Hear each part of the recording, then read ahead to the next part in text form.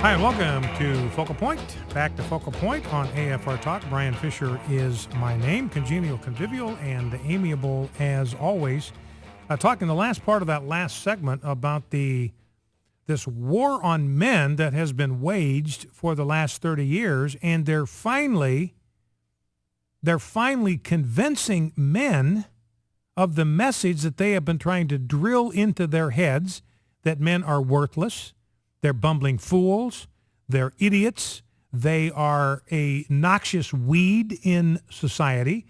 And men are starting to get the picture. Say, well, if they don't want me around, I'm just going to play Nintendo all day long. I'm going to play Xbox. I'm going to work for minimum wage.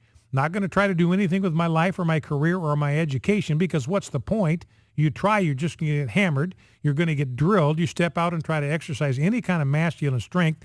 They're going to land on you like a falling safe. They're going to be on you like melted cheese on a toaster. So what's the point? Why even try to be a man in today's culture? Because anytime you try, you're going to get hammered. You're going to get drilled. It's like that whack-a-mole game at Chuck E. Cheese. You know, you got the little mole sticking his head up out of the thing, and you got this big hammer, and any time a mole sticks its head up out of there, you got to whack that thing as hard as you can. And that's the way men are feeling in our culture. Every time they try to act with masculine strength, they just get hammered. They get pummeled. They get pounded into the ground.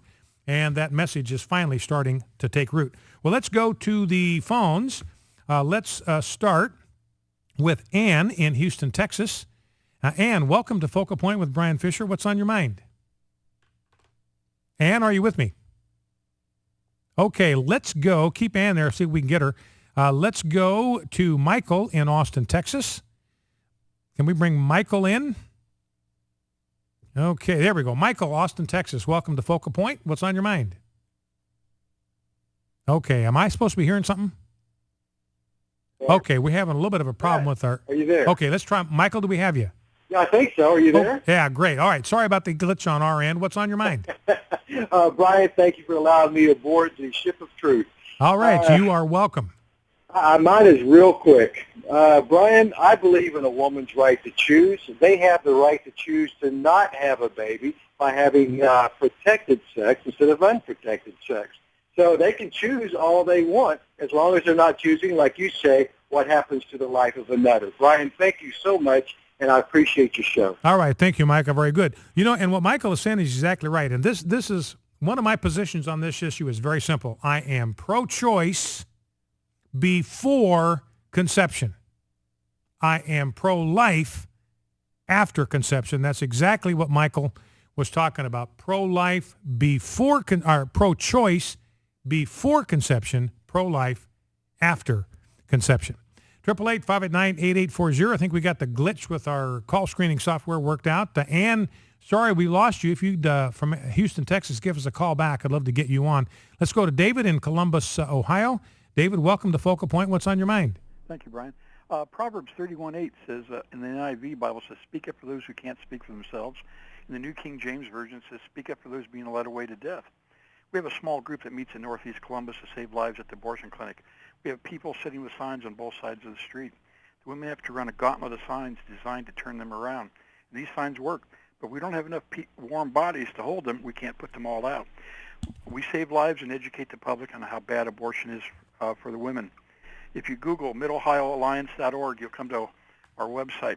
There's several pages of pro-life Bible verses, guidelines on being out at the clinic, which several police officers helped us write, testimonies of babies saved and women who came to know Jesus that came out of the parking lot, and signs that we use at the clinic.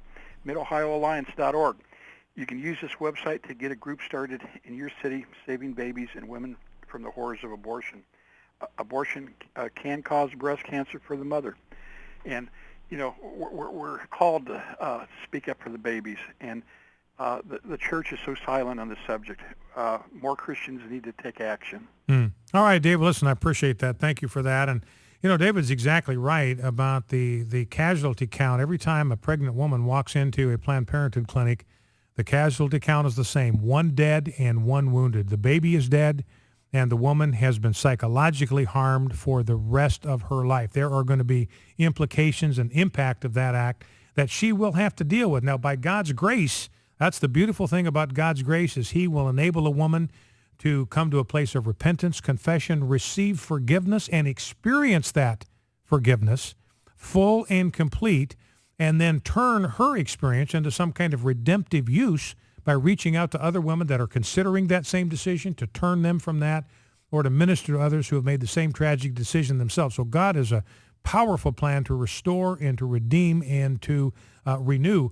But what we would like to do is we would like to protect women from having to go through the kind of painful process that's always involved when a woman comes to terms with an abortion. Let's go to Dave in North Carolina. Dave, welcome to Focal Point. What's on your mind?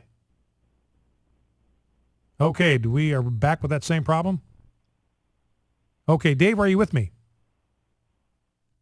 Okay, let's try Letty in Midland, Texas.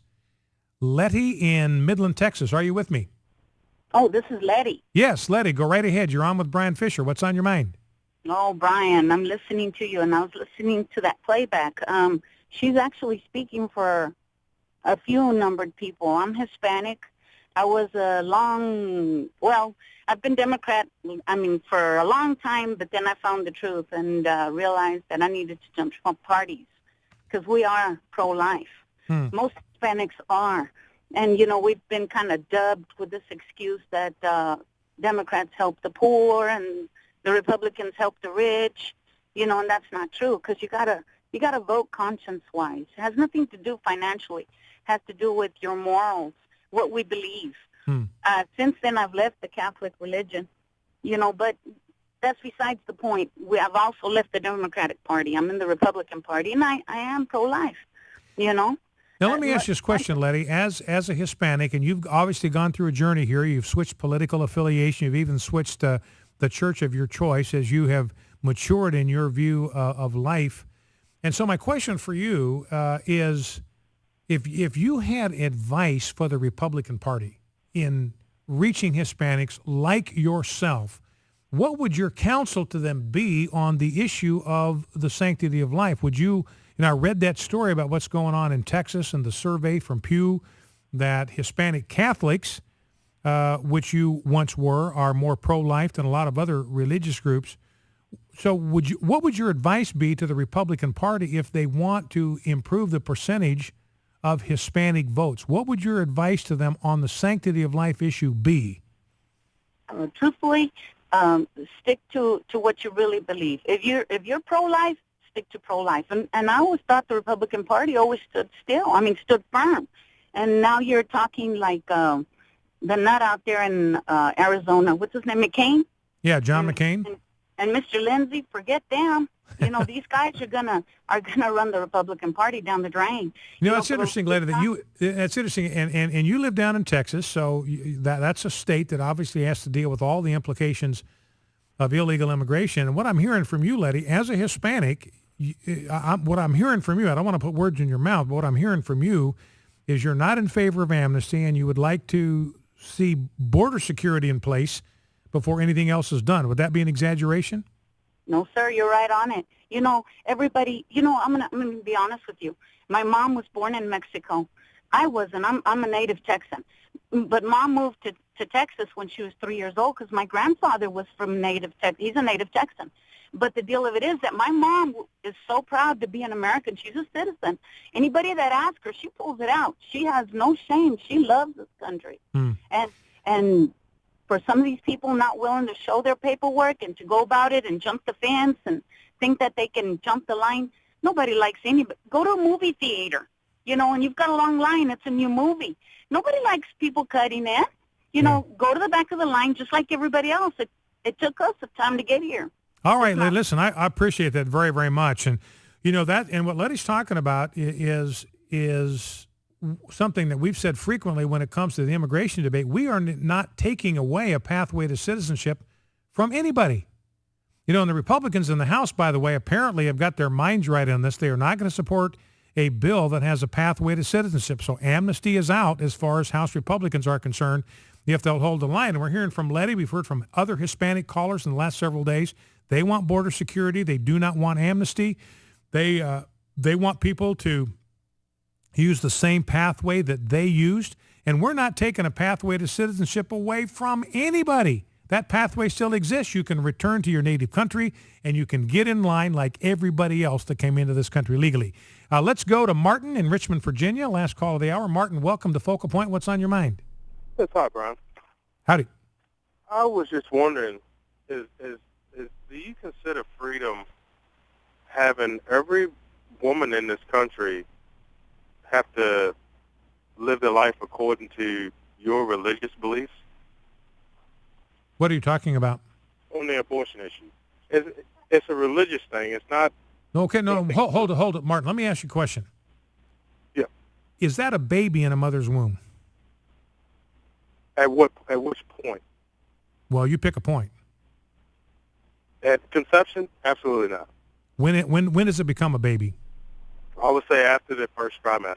After the first trimester. So you would be opposed to abortions after the first trimester? Not necessarily. Well, wait. You said it's a baby after the first trimester. So you're saying it'd be okay in some circumstances. It would be okay to kill a baby? If the baby was to die, would the mother be punished if something? Well, wait. That's not the question. The question is it okay to kill a baby? Well, that's your interpretation of what a baby. No. Martin, it's your interpretation. You're the one that said it's a baby after the first trimester. Is it okay to kill a baby?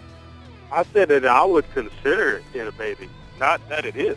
Okay, well, what does religion have to do with that? You just said it's a baby, and you're not a religious guy. You just said it's a baby, and I don't think you would think we ought to kill babies. Do you think we ought to kill babies, Martin? I'm just saying, Brian, if you're pro-life, by all means, don't have an abortion. Nobody's forced. Okay, all right, Martin, I'm up against a hard break. I got to let you go. But Martin, if it's a baby, we shouldn't kill it. Focal Point AFR Talk. American Family Radio.